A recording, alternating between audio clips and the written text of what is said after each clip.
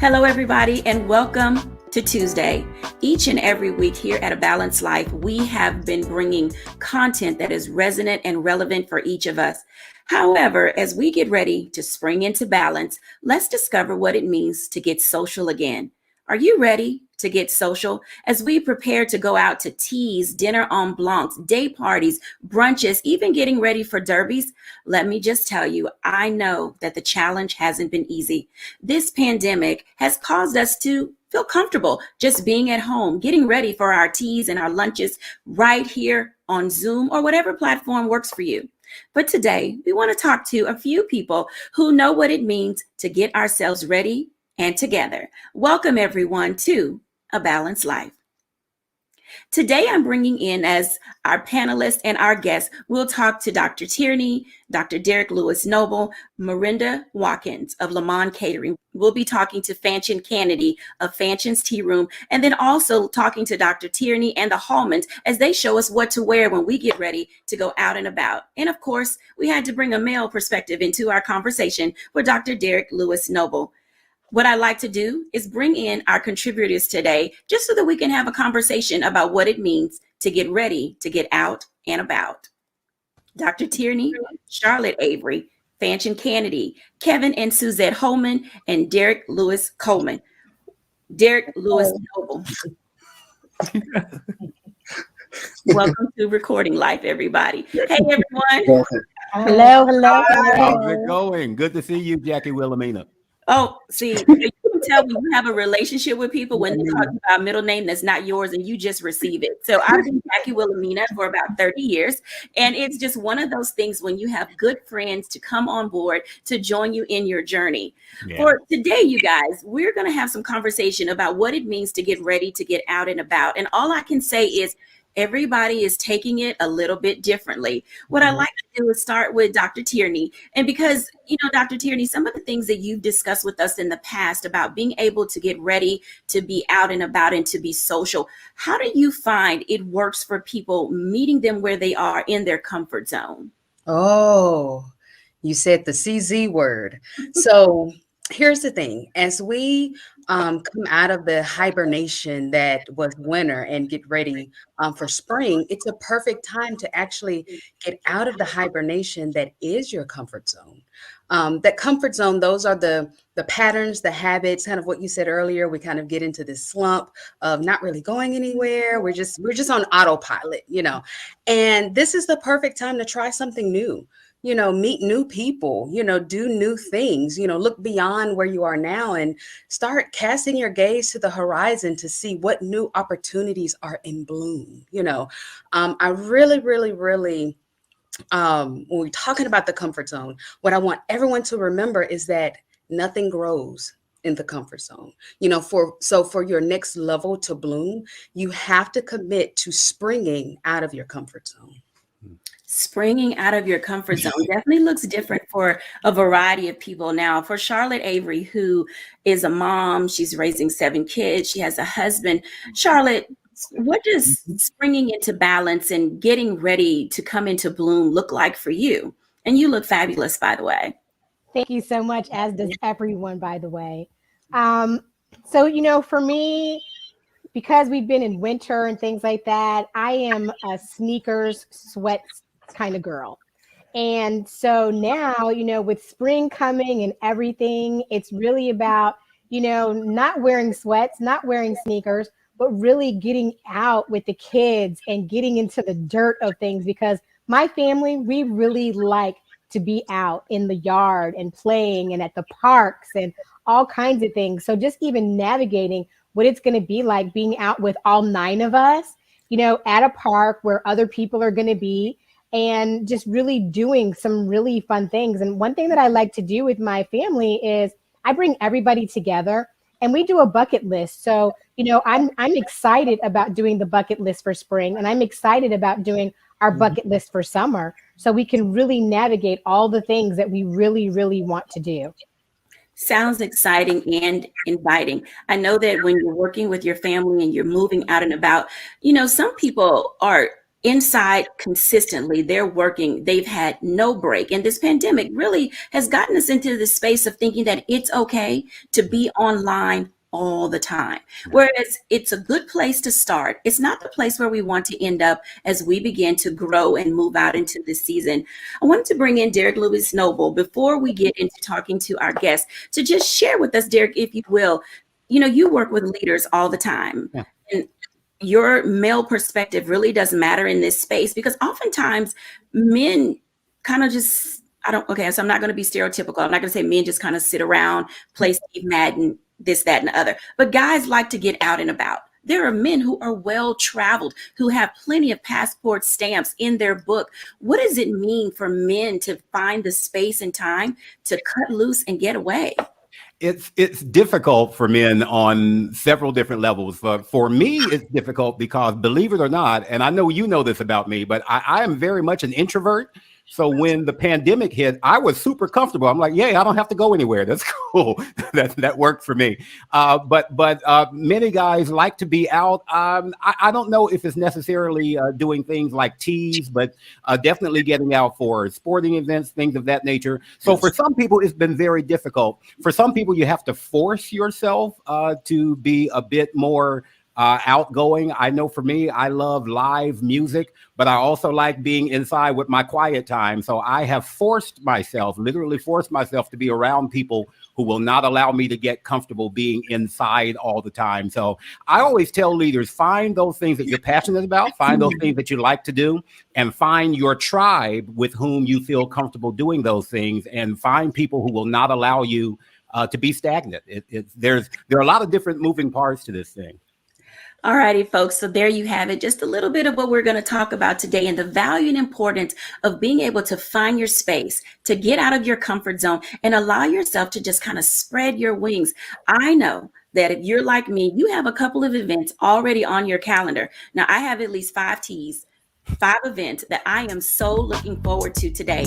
And when we come back after the break, I want to talk to Fanchon Kennedy. She's a tea whisperer, everybody. We'll be back in a moment on A Balanced Life right after the break.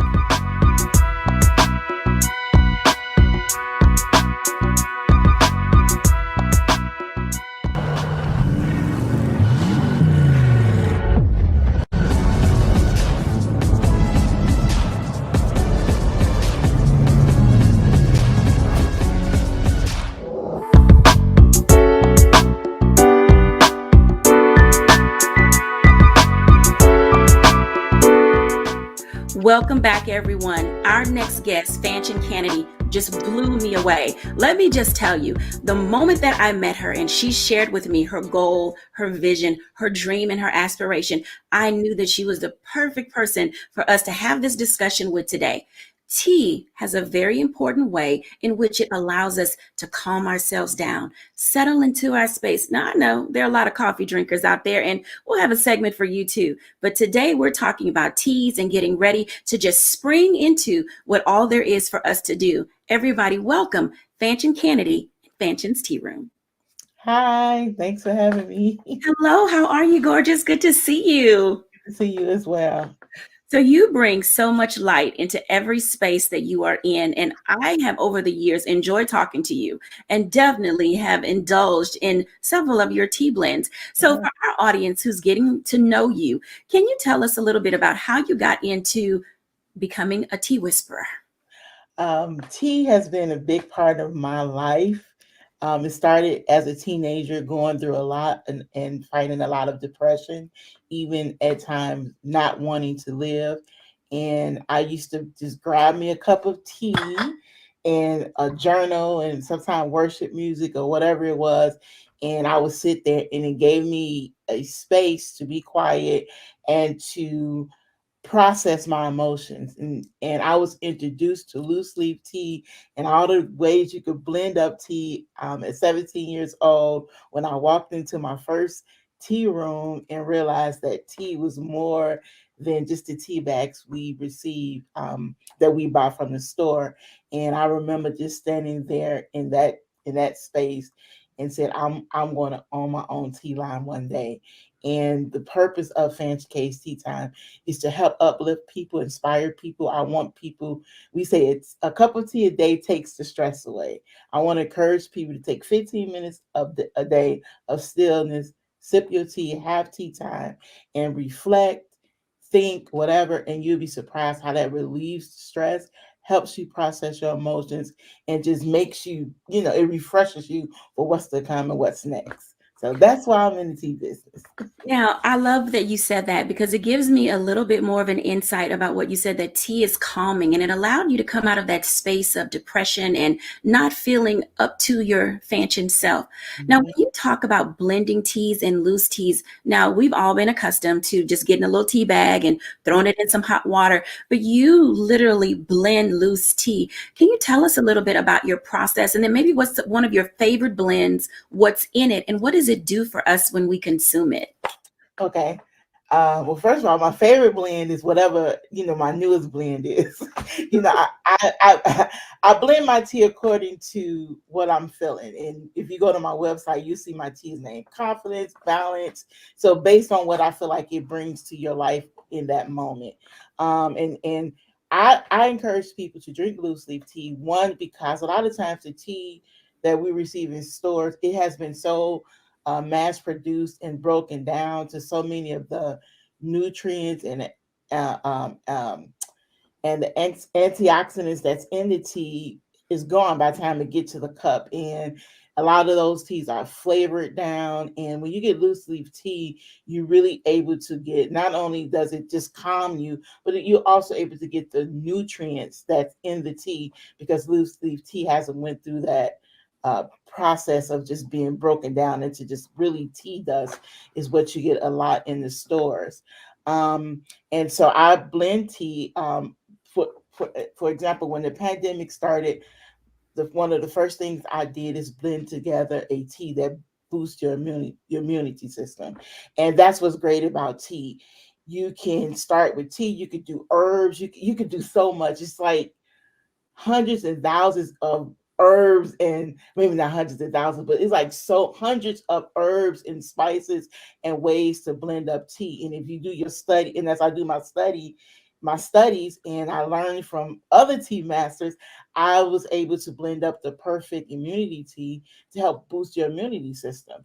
And so that's what's great about loose leaf tea, and that's what's different about it. And also, you can, if you like I have a peppermint. I've been into peppermint tea lately, and it's been helping me a lot with some other things that I have going on. I didn't realize the benefits of peppermint. So then I take the peppermint and I put it with a flavor. Maybe like I make an orange peppermint tea. I love orange tea. So I put some peppermint and blend that together. So you could do all types of mixes and blends. And I do custom blends for people all the time. And I think I'm gonna stop because I could just go on and on about tea.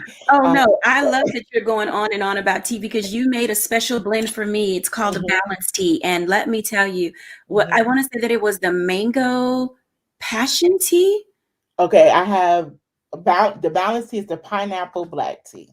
That's exactly, it's the pineapple black tea together. And let me tell you, it does balance. You literally, when you're drinking that tea and it's steeped just right and the temperature is prepared for you, you drink it. You don't need honey, agave, sugar. You need nothing. It is the perfect tea. And so, Fanchon, one of the things you said you studied about tea, I don't want people to think that you're just out there picking herbs and spices and in your garage or out there in the backyard, orange rinds.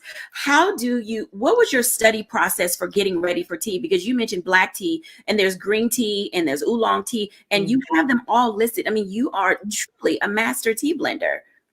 Well, God blessed me that one of the top tea masters is right here in Dallas, and he agreed to mentor me. And so it started with him, and he began to mentor me. I will go and sit with him, and he has his own tea room here, and I would sit with him, and he would teach me about blends. And then he also had classes that I took to be certified. Then what I think the greatest lesson of tea, my greatest moment or realizing what tea really was and really grasping tea and blending tea is when he took me to a tea farm, and it was for a whole weekend. And I think we visited like 3 tea farms, and we were able to I was able to sit with other tea enthusiasts who are into this and learn, and to actually pick tea and go through the entire process of making. I think we made white tea and green tea, and black tea. I think those are 3 teas we made. So to actually go through the process of knowing what a tea leaf looked like, to walk through the fields and to learn to pick them, to go through the whole process.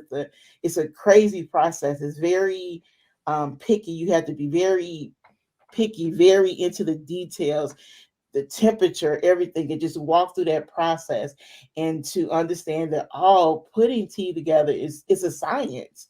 I should have paid more attention in school. You know? Who knew that you would go back to all of those science and chemistry lessons as you began to do this tea process? Yes. I want to thank you. And I know we're going to come back to you and bring you into our full conversation, but you have really illuminated for us the value of tea and the benefits of it. I have one final question for you. When you are planning for other individuals, and I know that you package tea, you ship tea, and you send tea. I've watched some of your events that you do.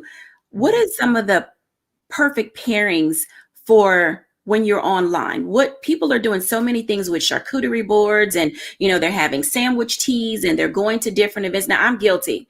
I will bring my little fancy tea pack with me when I go to the restaurant. That's just me. But what are some of the teas that you see people like to have that sort of go with everything as they're planning their events? Normally I do a tea bar for people. Like I have an event coming up, let's say in Detroit.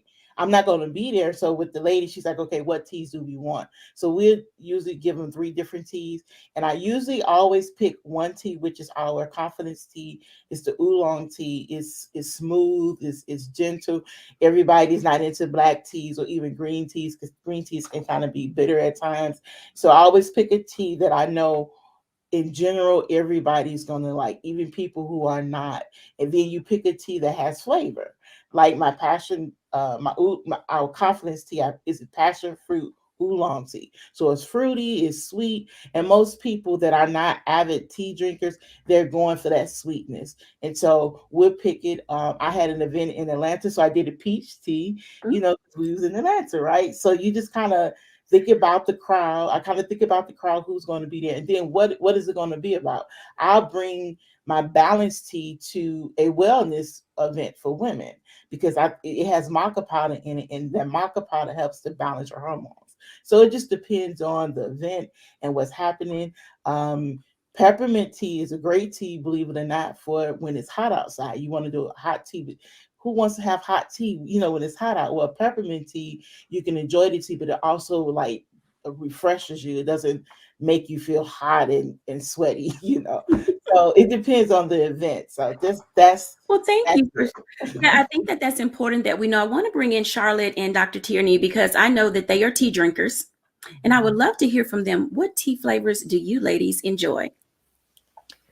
I love pineapple tea. And actually, just the other day, I was juicing a pineapple, and then I took the rind and I boiled it, and oh my gosh, it was so amazing. So I think that's kind of like my new favorite one. I do love peppermint tea, and I love chamomile tea also, because chamomile tea is really good for my nerves when people are getting on my nerves. That's very good.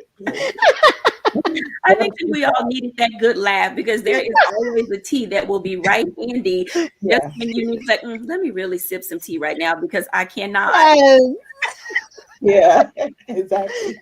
Oh, Dr. Tierney. So here's the thing. So I came prepared because someone said tea. So I said, let me get my good teacup out. But in listening to Fanchin, I'm like, oh, I need to step my tea game up. My tea game is limited to the Publix tea aisle, and it is not going to do it. Oh no. But listening to, and I've had some loose leaf teas, but when you haven't been like brought into that and said, okay, here's how you do it, here's how you steep it, like you were saying, Dr. Jackie, the right temperature and the right, when we're just going for what's convenient, it's like, give me that chamomile tea, give me that green tea, sleepy time, it works, but listening to Fanchon talk about it and the passion and the science behind it, I was like, is there a such thing as a sommelier for tea? Because that's exactly the way that I was sitting here thinking about it. And as you were explaining it, I could almost taste, the pineapple and the I don't even know what oolong tastes like, but I felt like I was tasting it as you were, describing it. And so it just really kind of piqued my interest even more in tea. I absolutely love tea, but it made me say, okay, it's time. Maybe you need to talk to her to get her to send you some balanced tea, the oolong tea, the pineapple tea, the peach tea. They getting on my nerves tea that is tea. I need all the teas, But yes, it's definitely something. I love what you said about the piece of drinking the tea. And allowing it to just soothe you, this can be an easy part of your self-care routine. It doesn't have to be expensive. You can just kind of sit, like you said, journal, drink your tea, and have a whole little moment, to yourself, and calm yourself from whatever is happening, in the day. So absolutely. Thank you so much for sharing that. Thank you. Wow. Thank When you. you have your moment, I think that's where we find ourselves today as, we're preparing to get out and about and making decisions about how our levelness readiness looks. Are we really ready to get out and about? Do we feel like being social? I mean, I don't know. I think I'm ready and I'm preparing myself to get ready to be social. And so I know that I can do it online. I know that I can go to an event. And I want to thank you, ladies, for sharing how tea benefits you and how it really fits into the dynamic of your life. When we come back after the break, now that we've decided what we're going to drink, we're going to talk to Miranda Watkins of Lamont Catering, and she's going to share with us exactly how we can get prepared in order to do some easy, elegant entertaining when we come back after the break.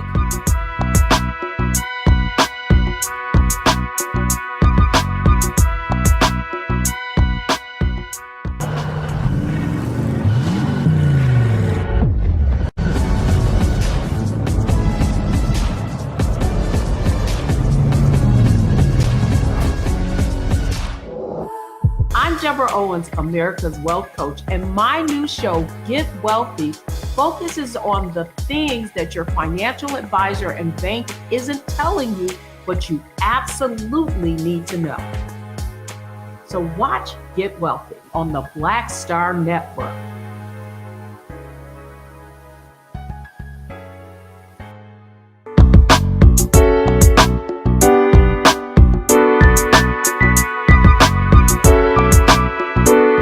Hey everybody, and welcome back. I'm excited to invite now to share with us Miranda Watkins of Lamont Kitchen. Welcome, Miranda. Good morning. Welcome. Great to see you. It's good to see you as well. Can you tell us a little bit about Lamont Catering, what you do, and how you're helping people prepare for the spring? Sure. We actually have gone to Lamont Kitchen. It's a family name. The original company started in 1959 with Reginald's grandmother. And we have restarted the company. We've been in business for almost 22 years now. And we do really, really large catering events. But we've also created an at-home line to help people entertain in their homes. And that's a little of what I'm going to show you today. I know you mentioned earlier that you have several events coming up. Everyone's social calendar may not be quite as full, but that doesn't mean that you can't entertain with your own family or with your friends or your girlfriends. And now I want to show you a couple of quick tips of how to entertain with ease and elegance, and also make sure you get to enjoy the event as well. Sounds wonderful. Let's get into it. Sure. So there are lots of ways as we come out of this pandemic to get social again, and it really depends on how comfortable you are. We love entertaining outside because that's one of the safest ways, even with the pandemic still going, to entertain. But it's whatever you're comfortable with. So I have a couple of things set up where you can do everything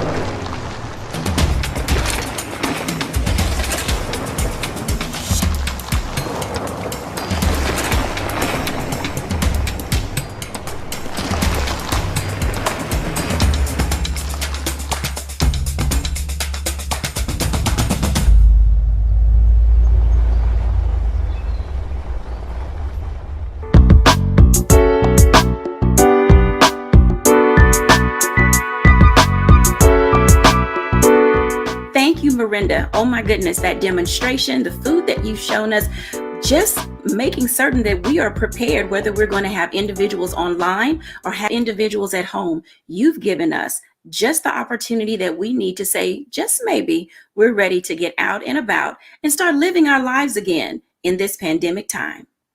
When we come back, we're going to talk about now, what do you wear? What do you wear? Oh my goodness. Sometimes maybe let's see, which one do we do first? Do we decide whether or not we have an outfit and say, this outfit will look good at an event? Do we find a hat and say, let me figure out where I can go? Well, when we come back, we're going to talk to Kevin and Suzette Holman, and we're going to talk to Dr. Derek Lewis Noble. We want to sit and discover, how do we dress our head? What does that look like? Everybody, Kevin and Susan Holman. Hey guys. How you doing? I am so good. It is really nice to see you all again. How are things going? Oh, well, it's good. We had an event yesterday and we came in very late in the morning. Yeah. Yes, and then we were in Florida 2 weeks ago for another event.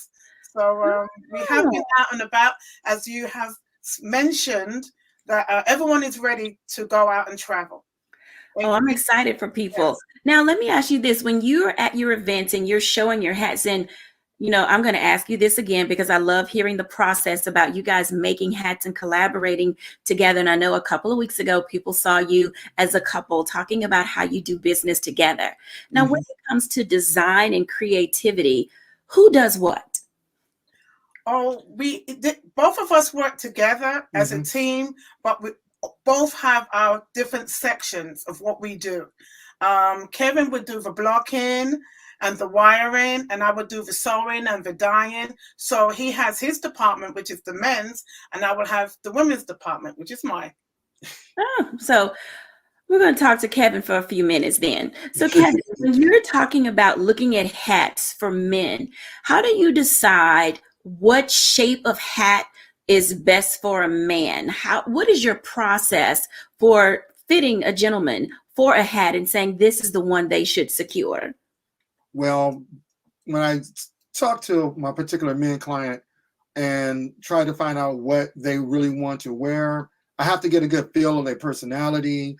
I have to basically see, people have different face shape sizes in their face, height, color, skin complexion. So I kind of sit down and I kind of talk to them in a consultation to find out those particular angles about it. And then I just get a hat and I show them a couple of designs and we go from there.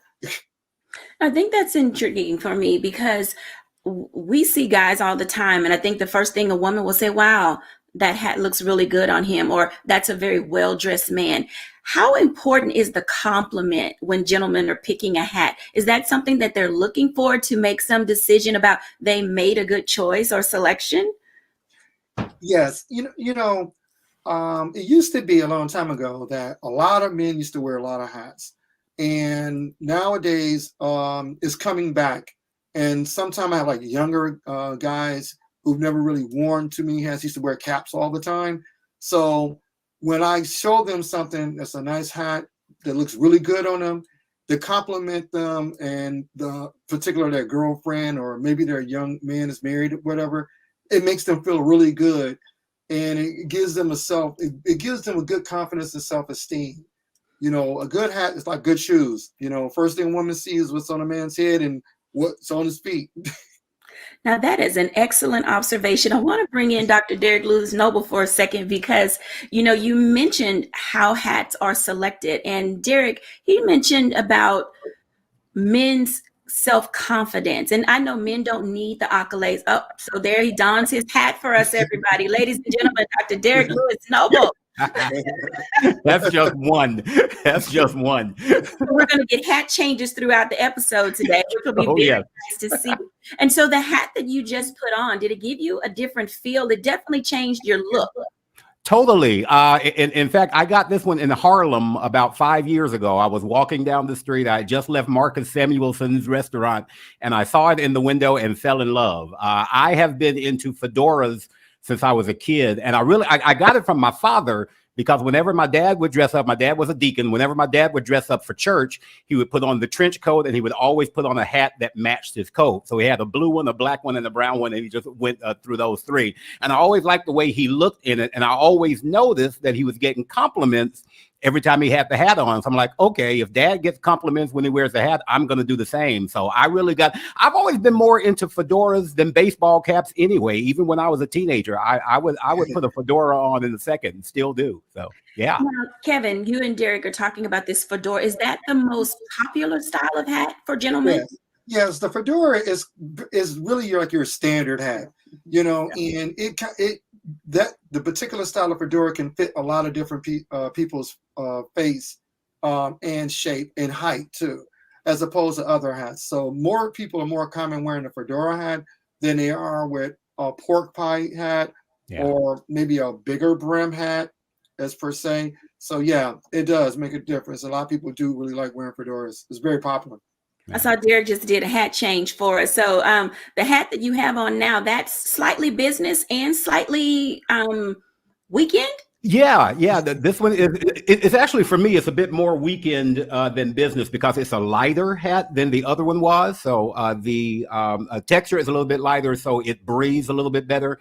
I have just gotten into, well, not just, probably over the last 2 or 3 years, I've gotten into wearing fedoras with very, very casual clothing. When I was really casual, I would stick on a baseball cap or like my go-to LA Dodgers cap.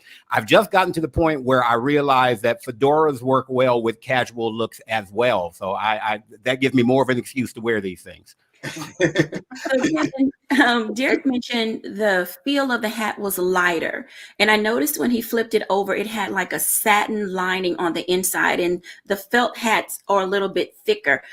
When should men switch hat textures for varying times of year? Now we're getting ready to get out in the spring, and fedoras also come in a bamboo straw-like style as well.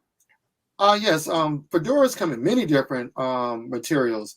Especially for spring and summer, you can go with more of your Panama straws, your Shantung straws. Even some of what I'm wearing is considered to be a multi-braided straw. And there's something that you can wear too. It's more flexible, a little bit more pliable, and sometimes you have to worry about being crushed. So yeah, when you in spring and summer, you really want to wear some of those hats, depending on where you stay at too. Because if you're in Florida, Louisiana, in the South, it's very hot down there and very humid, so you do want to wear a hat that you can breathe. Yeah.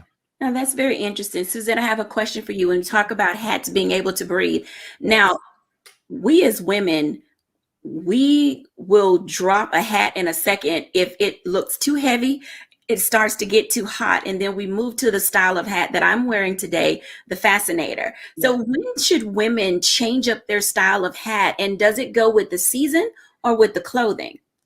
It goes with the season, the clothing, and also the event that you're going to. I noticed on the show, the type of material that the women on the show are now wearing. The one that looked... Charlotte and Dr. Tierney. Yes. Come on in. Let's see what you're wearing. Yes. One is called a sisal, which is very light and very breathable. Now, most women don't wear a sisal because it's more for the derby, La Blanc, a dinner, like you said, garden parties and weddings. Then you have one of the ladies who were wearing a cinema fascinator. That could be worn to an event like derby, garden party, or a jazz event.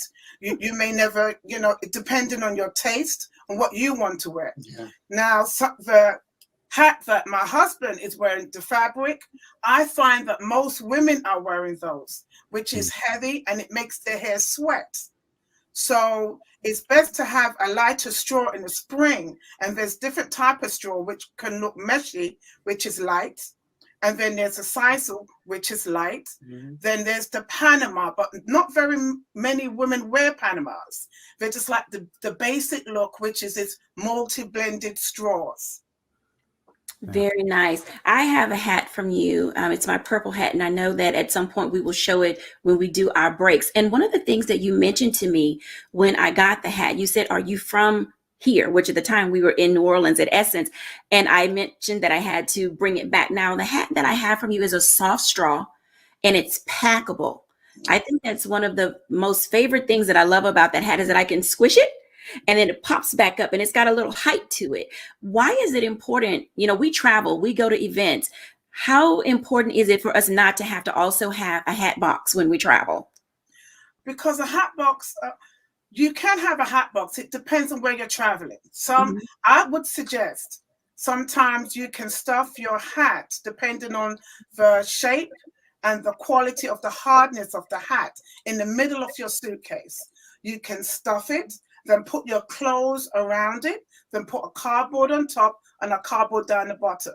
Now, because of COVID and the way everyone's traveling, everyone wants to carry less. So when we do shows, we always ask where you're traveling from. Most of our customers are from the California, down south, or from New York, etc. when we do these events. So I always tell them how to pack so they're comfortable purchasing the hats to travel back to where they come from.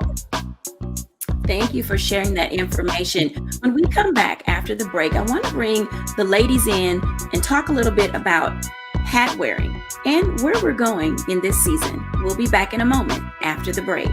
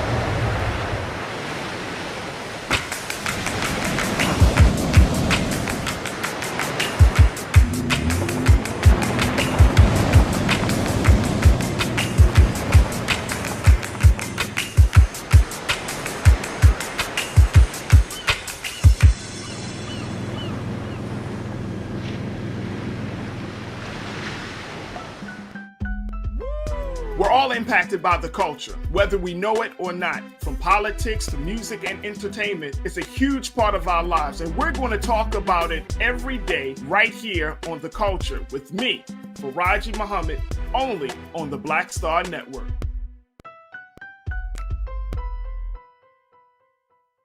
It's time to be smart. Roland Martin's doing this every day. Oh, no punches! Thank you, Roland Martin, for always giving voice to the issues. Look for Roland Martin in the whirlwind, to quote Marcus Garvey again. The video looks phenomenal, so I'm really excited to see it on my big screen. Support this man, Black Media. He makes sure that our stories are told. See, this difference between Black Star Network and Black-owned media and something like CNN. I got to defer to the brilliance of Dr. Carr and to the brilliance of the Black Star Network. I am rolling with Roland all the way. Honored to be on a show that you own. A black man owns the show. Folks, Black Star Network is here. I'm real revolutionary right now. Roland was amazing on there. Stay black. I love y'all. I can't commend you enough about this platform that you've created for us to be able to share who we are, what we're doing in the world, and the impact that we're having. Let's be smart. Bring your eyeballs home. You can't be Black-owned media and be scared. You dig?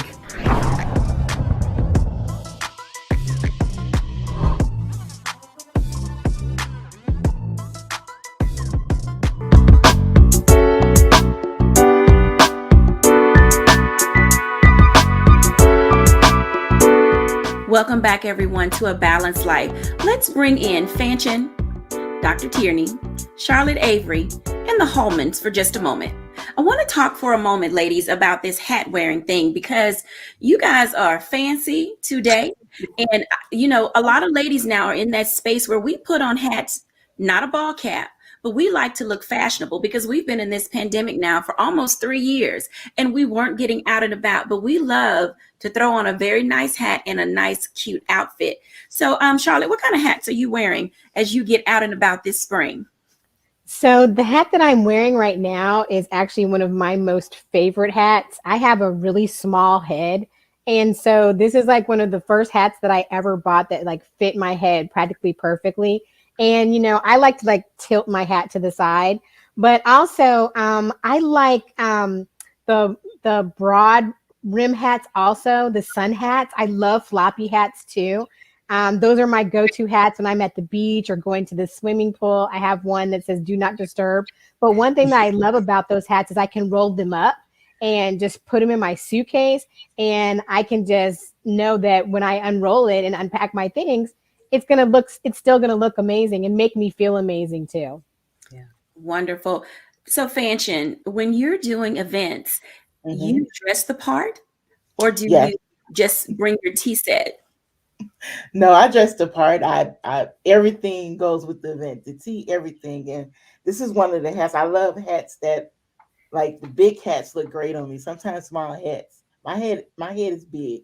Hers is small. The ladies put hers is small. Mine is big. So a lot of times it's hard to find hats that fit my head. But most of the time I find that the big hats like this look really nice on me. And I really love the straw hats. I'm not a fashion person, y'all. So I don't know if I think that's the straw hat. But I love that because to me, they're flexible. So I always look the part. Wherever I'm going, I think about it. Today, this is what I will wear to maybe a tea. Somebody inviting me to bring my tea bar to their tea. I will wear something like this to the tea. And always the hat or a fascinator. I have a white fascinator that I really love. And this is like one of my favorite hats too, because it's really hard for me to find hats that really look nice on my head. Well, the hat looks really good on you. Dr. Tierney, what are you wearing as you step out and about this spring? Oh, goodness. So as we're talking about hats, my mom and I, when I was younger, we would have this thing where we would go into Macy's department store, and, you know, they had the hat section with all of the, what I call the church lady hats. And so my mom would just pick up the biggest, floppiest, the little bitty hats. And she was just like, put that on your head, put that on your head. And what we quickly discovered was that I had a hat face. And so I didn't, you know, really get it at the time, but now it's one of my things that I love to go to. So I'll wear a dainty little fascinator. I will put on a fedora. I have cowboy hats. I have the straw hats. And it's just like what we were just saying, that it just depends on where I'm going, what I feel like. If I'm feeling sassy, today I was summoning the Kentucky Derby. So I was feeling really dainty, very ladylike. And so I put on my fascinator, you know, and so it just depends on where I'm going, how sassy or fancy or dainty or demure, you know, I'm feeling, and I will pull out any number of hats or even a baseball cap. I will throw on a baseball cap in a hot second too, you know. So this season, you might catch me in a cowboy hat, you might catch me in a fascinator, or you might catch me in a fedora. Yeah, all of them. I'm wearing all of them. Sounds wonderful. I love everything that we have heard today. And as you can tell on this episode of Living a Balanced Life, we're in that space where we're ready to get out and about. I want to thank our guests for being with us today and giving us an opportunity to really learn not only what we need to do to prepare ourselves for getting out and about, but what we will eat, who we will go around, what we will wear, and just a little bit about what we shall drink. I mean, honestly, it's tea season, at least for me. And so I hope that you have enjoyed today's episode of A Balanced Life. And as you begin to spring into this season, that you'll begin to bloom and to blossom and allow yourself to really shine. I want to thank our guests for joining us today. As you can see, it's very important to establish when you're ready to get out and what you want to do when you go out. We've learned a lot today about how to prepare an easy, elegant opportunity, whether it's in your home or if you're out visiting with friends. We've learned exactly how to fit your hat face, if you will, so that when you are preparing to don yourself in your attire to go out this spring, you are prepared and ready. And then, of course, we have seen and really have a great understanding of how tea can have a calming and lasting effect. Thank you, everybody, for watching today's episode here at A Balanced Life.